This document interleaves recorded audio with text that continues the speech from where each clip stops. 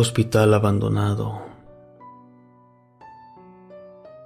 ¿Por qué algunos hospitales o morgues abandonadas son como santuarios de múltiples fenómenos paranormales?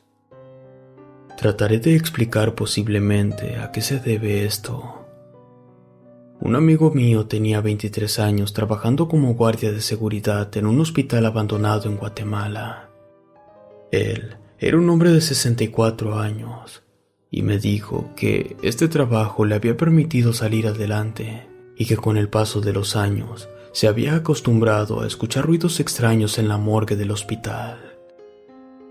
Al ingresar a su morgue, observaba camillas moverse solas. Estas era donde se colocaban los cadáveres, y digo eran porque desde hace 10 años ya no se practican autopsias en esa área. Ahora, los cadáveres permanecen nada más unas horas y luego de un trámite legal son remitidos a las autoridades correspondientes. En la época de fin de año aumentaba el número de cadáveres y él dice que cuando estaba de turno debía dormir en una de las camas que estaban dentro de la morgue, ya que allí la cámara de seguridad no lo miraba, pues su servicio como guardia cubría casi las 24 horas. Era sumamente cansado. Recuerda que una noche entre sueños escuchaba ruidos extraños y, en ocasiones, se le movían las camillas. También escuchó que alguien le tocaba la puerta del área interna de la morgue, pero cuando verificaba bien, ya no había ninguna persona. Otro fenómeno que solía escuchar eran unos pasos entre los corredores de las habitaciones que fueron consultorios de área de urgencias, pero esta área ya estaba abandonada como la morgue. En su curiosidad pensó que eran profanadores que querían meterse a la morgue, así que de inmediato acudió a inspeccionar, y ahí llegó a mirar cómo algunos cuerpos de los muertos se movían.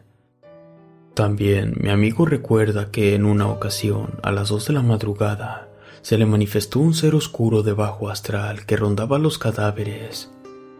Este se manifestaba en los pasillos de esta morgue.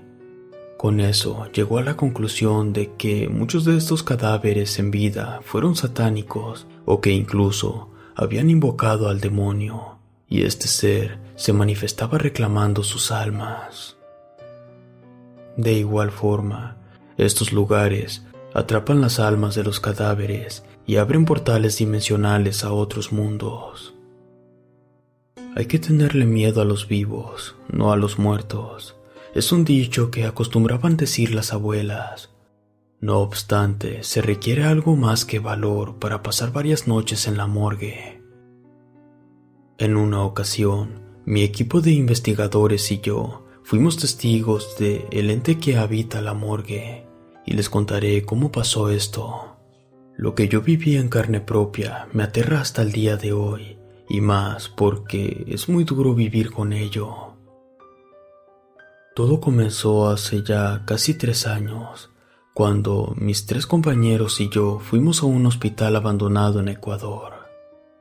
Cabe mencionar que nos dedicamos a estudiar lo paranormal, y aun cuando habíamos tenido experiencias estremecedoras, estas no se comparaban ni juntas a todo lo que vivimos en ese lugar.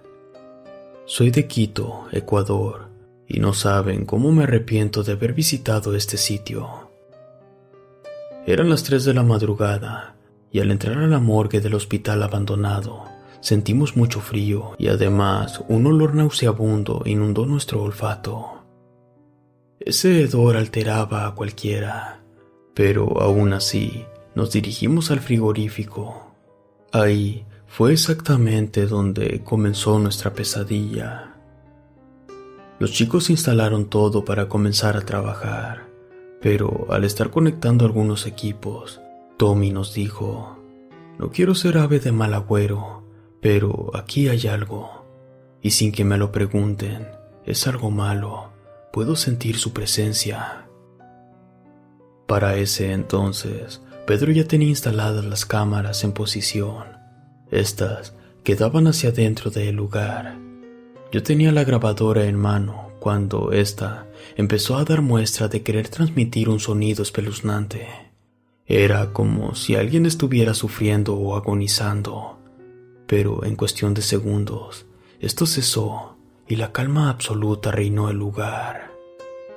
La escasa luz que había no nos servía de mucho, así que al querer ir a investigar qué producía ese ruido tétrico que captó el equipo, fue donde mi vida dio un giro de 360 grados. Allí estaba en una vieja camilla observando, y aun cuando Tommy no vio nada, yo sí lo vi. Más bien era el inicio de una horrible pesadilla. Esa cosa nos acechaba. Yo me quedé petrificada al ver cómo lentamente se acercaba a Tommy. Estaba muda de la impresión y mi cuerpo no me correspondía. Pedro había guardado la cámara principal, así que no podía fotografiarlo. Fue entonces que este ser corrió hacia nosotros, y al ver que mis compañeros no lo notaban, un grito salió desde lo más profundo de mi garganta, al mismo tiempo que lo jalé para evitar que esa cosa lo tocara, pues iba directo hacia él. Como pude, les grité que saliéramos de ahí, y mientras corríamos por aquel pasillo, los chicos no salían de su asombro, pues era más de lo que veníamos buscando. Seré honesta, era la única vez que algo así de horrendo nos hacía correr, y no era para menos, pues este ente estaba deforme, desfigurado, carcomido, sin piel. Era como un experimento sacado de algún laboratorio, y el hedor que desprendía me hacía querer vomitar, al igual que a mis compañeros. Tommy y Pedro corrían en la oscuridad llenos de terror, llamando a Dios. En eso, yo me percaté que se me había caído una pulsera que era muy importante, ya que era la que me protegía porque mi abuelo me la había regalado antes de morir. Me regresé y por más que me esforzaba no encontraba nada, solo escuchaba en el techo de la morgue cómo algo se colgaba de él y el olor se volvía más intenso. Como pude, saqué de mi bolsa una pequeña linterna para apoyarme, pero allí no había nada. De repente, sentí que algo cayó cerca de mí. Me acerqué lentamente, pero algo se posó detrás mío. Pude sentir su respiración caliente mientras soplaba de una manera muy furiosa. Yo sentí que iba a morir, y sacando fuerzas de coraje, le dije: «Así que estás aquí, puedo sentirte. ¿Qué quieres de mí? ¿Acaso esto es el castigo por meternos en un lugar prohibido? Si es así, te pido perdón. Nuestra intención no era molestarte, y mucho menos interrumpir tu sueño. Seas quien seas, te pido perdón». Continué diciendo: «Ángel caído, en el nombre del misericordioso, yo te ordeno, cosa pagana, ente del innombrable, que retrocedas al infierno, si es de ahí de donde vienes». El ente se quedó quieto un momento, y después, con una voz tenebrosa me dijo: «Perdón por no felicitarte en tu cumpleaños». No sé qué fue lo más aterrador en ese momento, pero tan solo de recordarlo me tiemblan las piernas, pues esa voz era la de mi novio, quien llevaba 2 años de haber fallecido en una trágica muerte. No supe más de lo que pasó. Después, desperté en la casa de Tommy. Él me dijo que aparentemente me había desmayado. Nosotros éramos profesionales en temas paranormales, pero creo que eso fue demasiado. Nos habíamos metido a un hospital clausurado y estuvimos perturbando un área de muchas almas en pena. Al día de hoy he pensado que eso pudo jugar con mi mente, y de mis amigos ni hablar.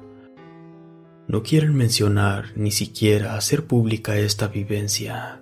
Por mi parte, no olvidaré nunca ese día que me dejó marcada. En esa morgue abandonada quedaron todas las pruebas y evidencias de lo que vivimos esa noche. Pero es mejor así. Espero nunca regresar a ese lugar, y omitiré el lugar exacto del antiguo hospital para evitar algún accidente mayor. o en su defecto, alguna muerte. Cuando le platiqué a mi mamá, solo me dijo que dejara de jugar con las cosas ocultas, cosas que solo están a los ojos de Dios y Él solo tiene derecho de saberlas. También, mi mejor amiga me dijo que estaba loca, y a las pocas personas que se los he contado, solo se ríen. Pero los que vivimos en carne propia esto, nunca encontraremos las respuestas a nuestras preguntas. Y lo quise compartir con ustedes para que sepan las consecuencias de los actos. Y nosotros, según éramos profesionales en el tema, y de profanadores, pasamos a ser las víctimas.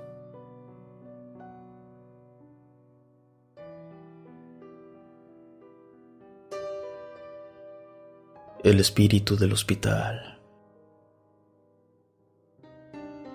A mis 18 años, entré a trabajar de albañil a una obra en construcción del gobierno federal en el estado de Querétaro. Allí estaban terminando de construir el Hospital General del estado. Estaba muy contento por ese trabajo que creí imposible, porque aparte de que pagaban muy bien, nadie lo quería dejar. A excepción que, a raíz de unos eventos raros, los albañiles que iniciaron esta obra poco a poco terminaron por huir y uno que otro moría allí. La verdad, aquella tarde que fui a pedir trabajo, llegué para quedarme. Me entrevisté con el encargado, me indicó dónde podía dejar mis cosas ya que ellos vivían en esa construcción y ahora sería mi casa por unos meses. La primer noche, entre sueños, escuchaba los llantos de una mujer, pero era imposible porque allí solo trabajábamos hombres. La segunda noche, clarito escuché cómo usaban herramientas y estaban rascando el piso. Además que escuchábamos cómo picaban la pared con un pico, pero al llegar al lugar no había nada y se dejaba de escuchar. Lo raro es que nadie más escuchaba eso, solo yo. En la tercera noche, alguien tomaba la herramienta y la cambiaba de lugar. Esta aparecía en la azotea, a un lado de la pared, y a veces, o casi siempre, en medio del patio. Después fui entendiendo que era como si alguien indicara que allí escarbara, pero creí que alguno de mis compañeros quería asustarme por ser nuevo, así que no le daba más importancia. Muchos albañiles, los fines de semana, en especial los sábados, se iban a su pueblo. Yo, como era de más lejos, me quedaba, pues trataba de ahorrar todo lo que se pudiera. Pero al quinto día que llegué, y justo cuando estaba solo, ya para amanecer el lunes, se escuchaban clarito los martillazos y como si una pala estuviera escarbando nuevamente en el centro del patio. Los ruidos era como cuando los albañiles inician las labores. Me levanté corriendo pensando en que me ganó el sueño, cuando de pronto una mano me sujeta el pie. Me dio mucho miedo y comencé a gritar, pero me di cuenta que era el encargado de la obra. Muy asustado, me dijo que me callara y que dejara a los muertos trabajar en paz, que no perturbara su pena. No supe a qué horas llegó el encargado, pero al igual que yo, estaba muerto de miedo.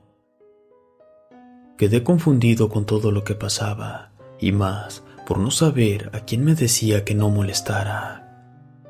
Así que el responsable de la obra volvió a repetir esto. Mira, Julio, déjalos en paz, que ellos nada te harán. Ni siquiera muertos descansan en paz. Quién sabe por qué, solo que en muerte están terminando un trabajo pendiente, así que no temas.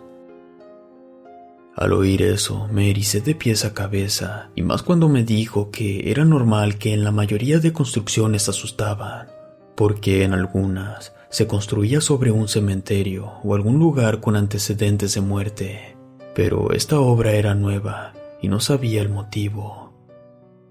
La verdad, muy nervioso regresé a mi cama e intenté olvidarme de eso.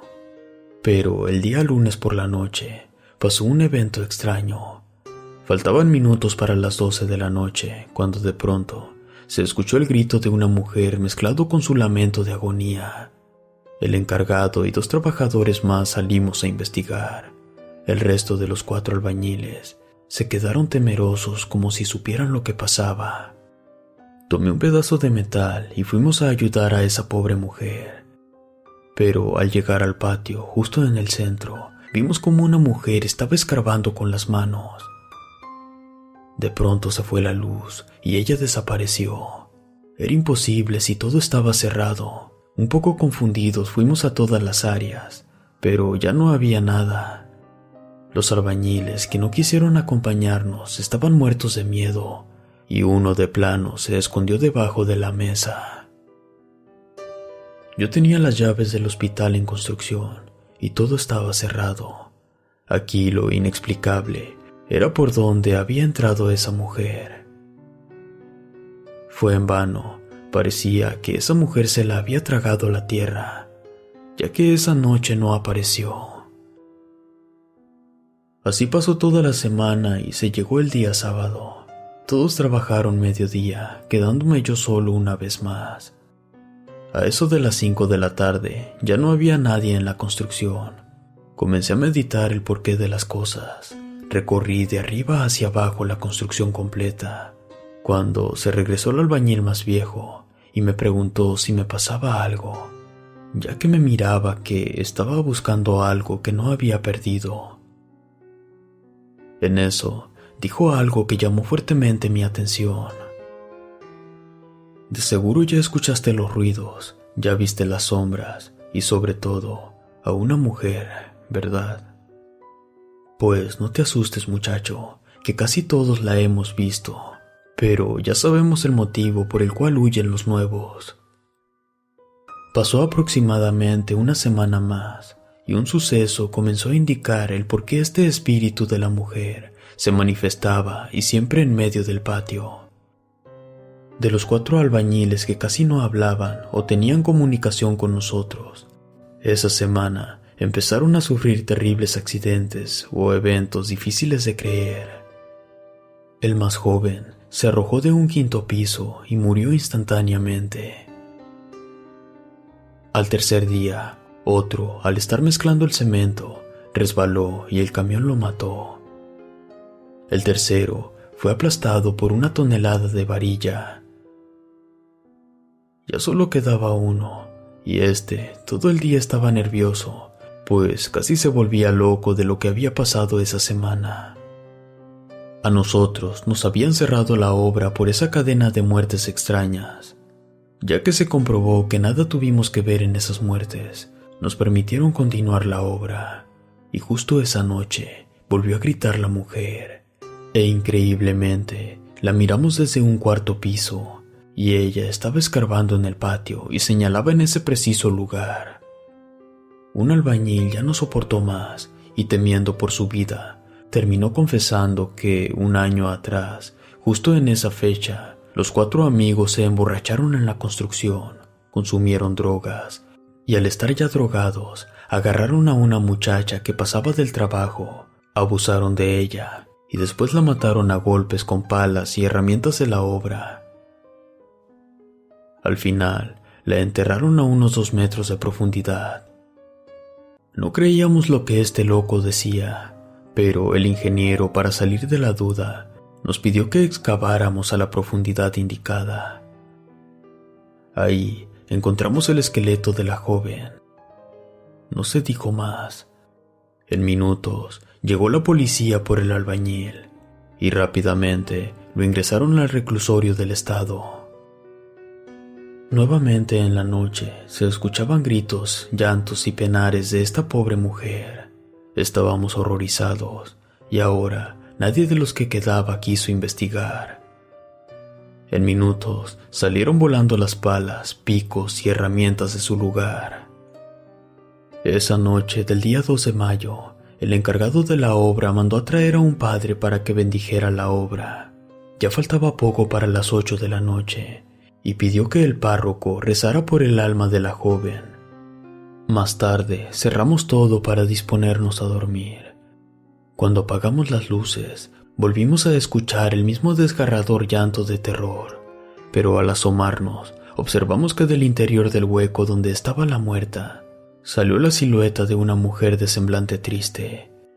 Ella caminaba a paso lento y en unos minutos se esfumó. Era como si ahora sí estuviera liberada su alma, y la misa que se le hizo por fin la ayudó a descansar en paz. Por ser un área de gobierno del estado, se liberó la obra y la terminamos. Le rezamos a esa alma una vez más y le pedimos una disculpa en nombre de esos malditos que cobardemente le arrebataron la vida. Desde esa noche ya no se escucharon ruidos ni llantos. Es más, ella jamás se apareció. Un mes después, me contó el encargado de construcción del hospital que una noche el albañil que estaba preso no resistió los tormentos de esta alma en pena y se ahorcó en su celda. Al día de hoy, de vez en cuando le coloco una veladora al alma de esa chica.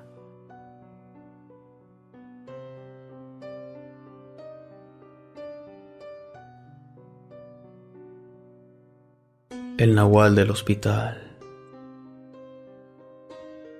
Recuerdo que éramos 3 policías privados en ese hospital allá por el área de Tláhuac, en Ciudad de México.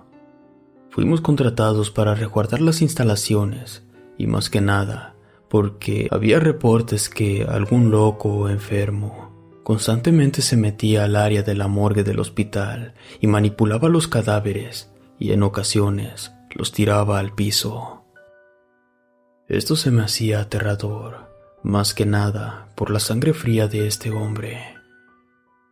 A eso de las 12 de la madrugada, dejamos a un compañero cuidando el área de urgencias y los otros 2 iniciamos nuestro recorrido perimetral. Ese hospital era muy viejo, jamás se terminó en su totalidad. Así que esta clínica tenía partes donde no había alumbrado, otras donde había mucho monte y zonas de difícil acceso. Por eso es que los borrachos o los indigentes hacían de las suyas porque ya estaba muy oscuro. Avancé esa madrugada junto a mi compañero con una tonfa para defendernos y una lámpara de mano. Íbamos a la mitad del recorrido y estaba todo sin novedad. Este hospital no tenía cámaras, por eso la morgue era un área vulnerable. Desde que pasamos la morgue, sentimos que algo nos venía siguiendo y, para nuestra mala suerte, la lámpara se apagó. De pronto, un extraño gruñido mezclado con el jadeo como de un animal con rabia se dejó escuchar entre la hierba. Era como si un perro nos estuviera cazando en espera de atacarnos. Al principio, creí que era mi propio compañero que me hacía una broma, pero justo cuando la lámpara prendió, este iluminó a escasos metros de nosotros una cosa indescriptible. Era la cruza de un perro con la de un ser humano. Esta bestia estaba erguida en sus patas traseras. Yo quedé en shock, aún más cuando de su hocico salía sangre mezclada con baba. Este extraño animal se nos aventó y trató de mordernos, lo que provocó que saliéramos huyendo por caminos distintos. Este hospital contaba con una iglesia donde los familiares le rezaban a Dios por su familia enferma, y extrañamente, esa noche no había un solo enfermo. Ahí me metí casi gateando del miedo, ya que esa bestia era nueva para mí. Sentía que estaba a punto de morirme del susto. Esta cosa se paró en la puerta de la capilla. Pareciera que no pudiera meterse, y con rabia comenzó a revolcarse en la tierra. Al voltear, miré que mi compañero también estaba ahí dentro, muerto del miedo, pero esa criatura no se marchaba. Ahí nos tuvo como hasta las 5 de la mañana. Prácticamente nos fueron a sacar de allí. Cuando regresamos a la caseta de seguridad, les contamos a los relevos este inusual evento, y entre ellos estaba un anciano de limpieza. Él tenía trabajando ahí como 20 años y solo por las noches. Él afirmó que eso que nos había asustado era real, y no éramos los primeros o únicos en ver esa cosa. Nos contó que eso era un nahual y que ya tenían datos de que siempre visitaba a los muertos e incluso trataba de llevárselos. Nadie sabía por qué motivo. Al escuchar eso, di las gracias, tomé mis cosas y jamás regresé a ese trabajo, y mucho menos a ese hospital extraño que era visitado por un nahual. Al día de hoy, cuento esto como si hubiera sido ayer, y temo volver a encontrarme con una bestia de este tipo.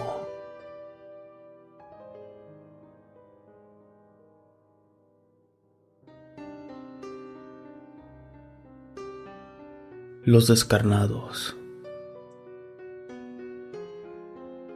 Eulalia fue la enfermera que muchos ya conocen y quien murió en servicio atendiendo a los enfermos del Hospital Juárez.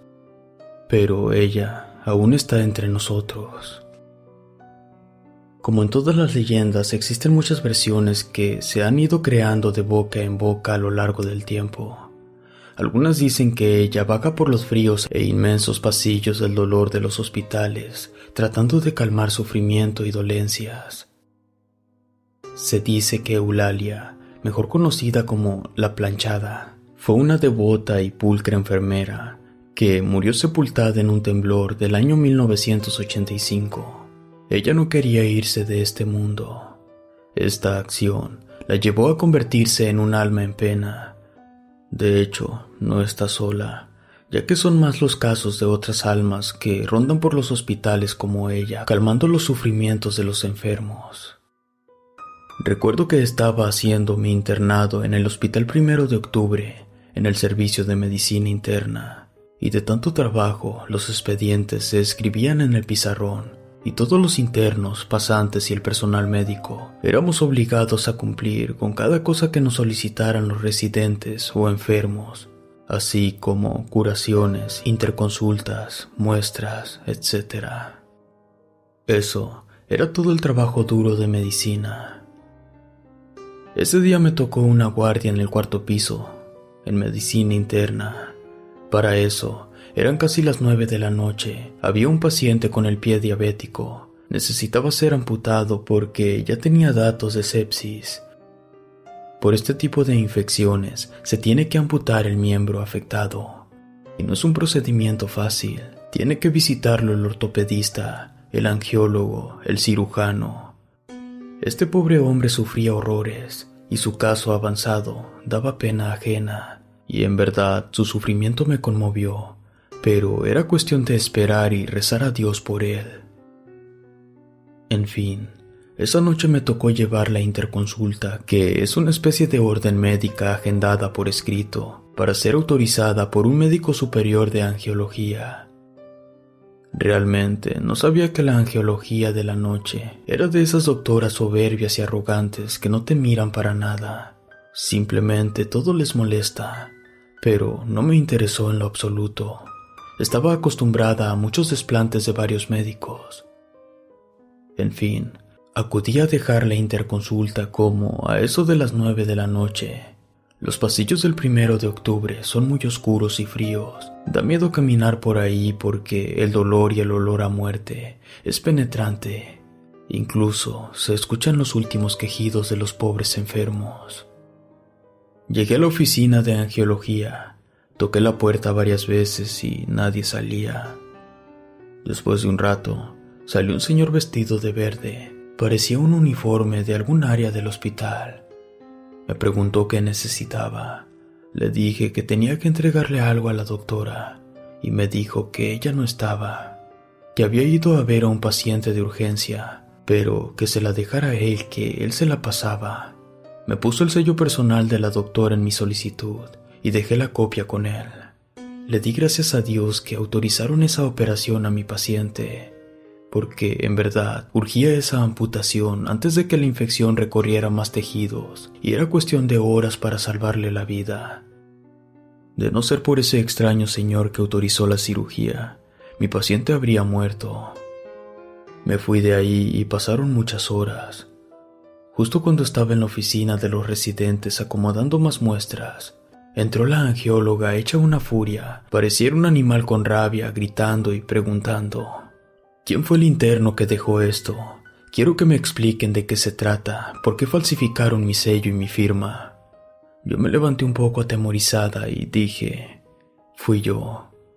A lo que ella contestó, ¿con qué derecho pasas a mi oficina, te sellas y te vas como si nada? ¿Sabes que te puedo llevar al juicio por eso? Honestamente no me asusté, pues el que nada debe, nada teme. Le dije, no doctora, yo fui a buscarla y no estaba. De allí salió un señor que me dijo que era su secretario personal y me contestó que no había problema, que lo amputáramos antes de que fuera demasiado tarde. Total que el médico de base de la noche se acercó conmigo y me dijo, vente, necesitamos hablar.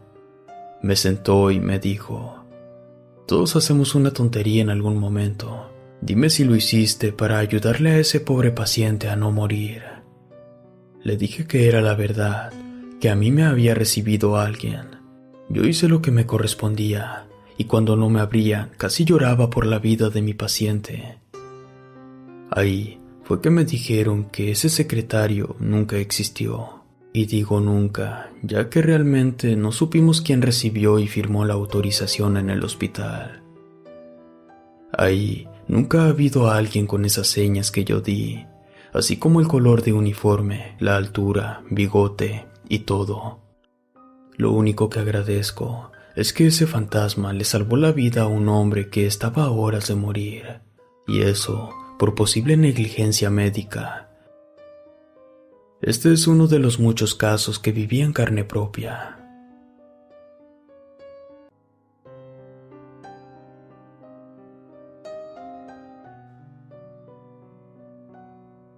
El hospital 20 de noviembre.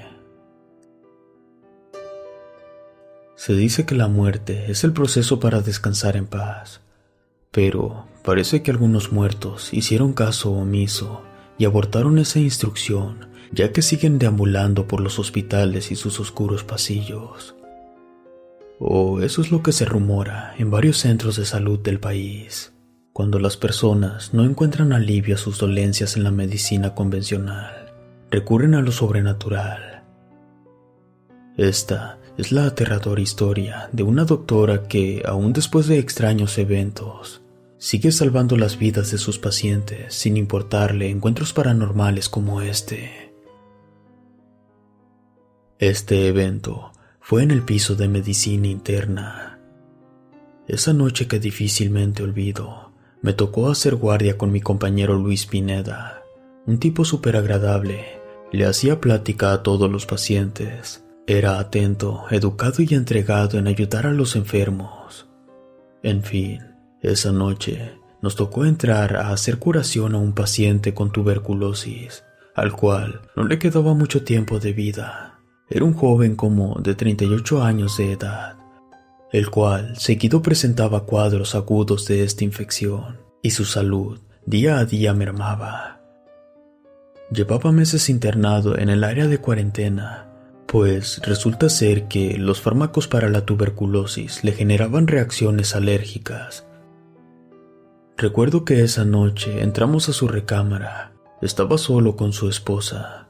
Me acuerdo que era una recámara con luz amarilla, tipo casi vela. Me giré para dejar las cosas en la mesita que tenía en su recámara.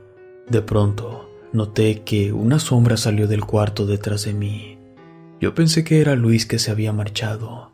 Me volteé y lo vi frente a mí. No le di importancia y comenzamos a hacer la curación del paciente. Y mi compañero, como siempre haciendo plática, pero después le dijo el paciente: oiga doctor, a ver si pueden de favor controlar bien quién entra y quién sale del piso. No puedo creer que cualquier loco pueda subir al área de aislados y entrar al cuarto como si nada para acercarse a nosotros. Al oír eso, los dos nos sonrojamos. El paciente nos estaba regañando, y fue que mi compañero preguntó: ¿pero por qué lo dice, amigo? A lo que el enfermo respondió: el tipo que estaba aquí y que se marchó cuando los miró entrar, el que tenía bata amarilla, nos estaba acosando con sus tonterías a mi esposa y a mí. Si vuelve a pasar esto, voy a meter una queja al hospital. Cuando escuchamos esto, nos quedamos sacados de onda. Nos contó que el hombre de bata amarilla le habló de Dios. Le dijo que era un paciente con SIDA que estaba arrepentido de sus malas acciones y que su avanzado caso de virus lo tenía ya sin esperanzas de sobrevivir, y que antes de morir quería llevar la palabra de Dios a todos los necesitados o los que estuvieran a punto de morir como él. Que él sabía que necesitaba ayuda porque su caso no era fácil. Mi compañero, para calmarlo, le dijo: «Una disculpa, señor. Es que vi que salió alguien, pero no lo vi del todo bien. Salió muy rápido. Y la esposa del paciente solo nos dijo: pues mañana necesito hablar personalmente con el doctor a ver qué está pasando, porque ahora resulta que una persona que ni conozco sabe de mi esposo, incluso el tiempo que le queda de vida». Al día siguiente, los dos hablamos con el doctor y le dijimos que el paciente necesitaba hablar con él. Entramos y la misma historia contó el paciente. El doctor se quedó helado y dijo: «Es que sí lo conozco. Sí sé quién es, pero no puede ser. Y no les puedo decir porque no me creerían». Noté que el doctor se puso muy nervioso. Les cuento de esto y, a decir verdad, se investigó con cámaras y todo, porque en las noches está prohibido que suban sin pase a los pisos. Los guardias de la noche dijeron que jamás habían visto a ese señor, pero quedó grabado en las cámaras de seguridad. Al mirar los videos, muy clarito se mira cómo este hombre no estaba caminando, pareciera que levitaba, pues no tocaba el piso.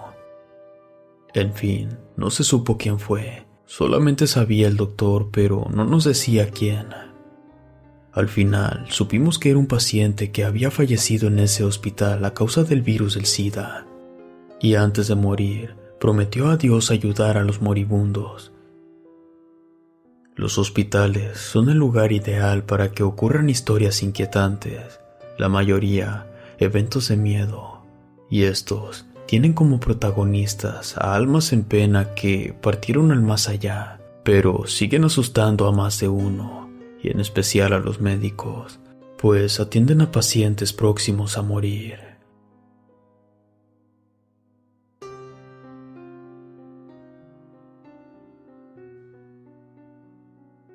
La muerte. Mi nombre es Ivalu. Soy doctora de un antiguo hospital. Jamás en mi vida he creído en espantos, apariciones o leyendas, pues soy una persona estudiosa y de conocimientos científicos. Pero después de lo que pasó, me retracto y sé que esto es real. Quiero contarles las cosas que he visto en décadas de servicio en distintos hospitales de la Ciudad y Estado de México. En una ocasión, estaban remodelando unos cuartos del hospital y vi cómo allí dentro de uno oscuro se metió una paciente mía. Yo molesta la seguí y le pedí que regresara a su cama, pues por su delicada enfermedad. Ella me dio la espalda y me retó a que entrara por ella. Lo hice, pero al tenerla de cerca, al decirle por segunda ocasión que se regresara a su cama, Dios mío, al agachar la mirada noté que esa mujer no tenía pies y como que levitaba en el aire. Al subir la mirada, miré que su rostro era descarnado y señalaba hacia la sala de urgencias. Como pude, casi arrastrándome y cayéndome en múltiples ocasiones, salí corriendo a dar aviso de esto a mi jefe de guardia. Mi jefe y otros compañeros acudieron a sacar a la extraña paciente, pero ahí no había nadie.